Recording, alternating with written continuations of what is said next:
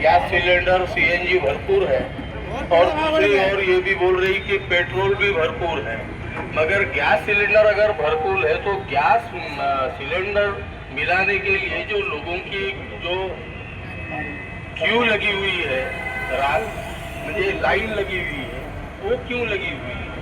अगर gas cylinder अगर होता तो पहले जैसा आता था, अपन बुकिंग करने के बाद में इमीडिएट वो आता था 2-3 दिन के बाद में या 1-2 दिन के बाद में। अब प्रेजेंटली क्या हो रहा है, आज अगर समझो मेरे घर की बात बता रहा हूँ मैं, अगर फरवरी में मैंने 5 तारीख को सिलेंडर बुक किया था, सिलेंडर आ गया था, उसके बाद में तुरंत 2-3 दिन के बाद में दूसरा सिलेंडर बुक करने के लिए हम गए, तो बुक तो हुआ। बुक होने के बाद में क्या हुआ कि उधर से मैसेज आया, IRV जो रहता ना, उधर से मैसेज आया कि आप अभी बुकिंग नहीं कर सकते, आप 31 मार्च को बुकिंग करने का। कितने दिन करने का? 31 मार्च को। 31 मार्च को बुकिंग करने के बाद में जो बीच का जो 25 दिन का जो दिया, अभी तो 40 दिन हो गया, और वो बुकिंग करने के बाद में भी 40 दिन के बाद में फिर से वो 10-15 दिन 15-20 दिन आता नहीं है।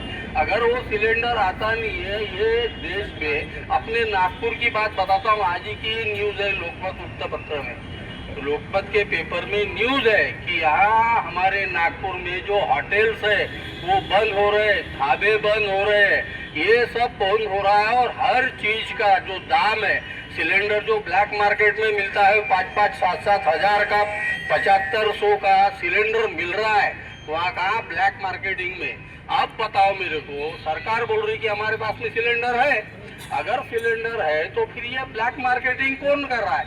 जिसने वो सिलेंडर जमा करके रखे हुए हैं, जिन्होंने भी सिलेंडर जमा करके रखे हुए हैं, पेपर में आता हम कार्रवाई कर रहे। अगर कार्रवाई कर रहे तो आज की लाइन क्यों लग रही है कि नहीं? तो जो गरीब लोगों का रोजगार आ रहा है, उसमें जो होटल में काम करने वाले लोग हैं, दूसरे जो खवैये लोग हैं, उनकी बड़ी आफत हो रही है।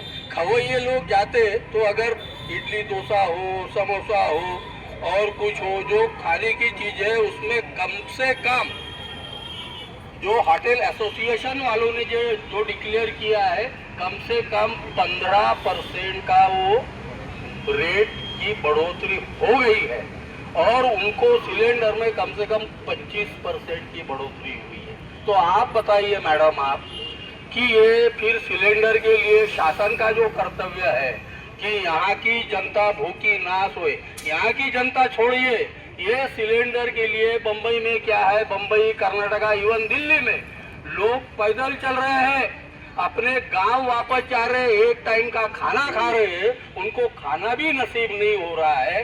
तो जैसा मोदी साहब ने जो डिक्लेयर किया था, प्रधानमंत्री हमारे मोदी साहब ने डिक्लेयर किया था, क्या किया था कि अपने को ये पूरा सहन करना पड़ेगा। कोविड की जैसी परिस्थिति थी, कोविड की जैसी परिस्थिति आने वाली है, और वो हो रहा है। दिल्ली में लोग, दिल्ली से लोग अपने घर वापस जा रहे, कर्नाटका का एक वीडियो आया, वहां भी वैसी हो रहा है।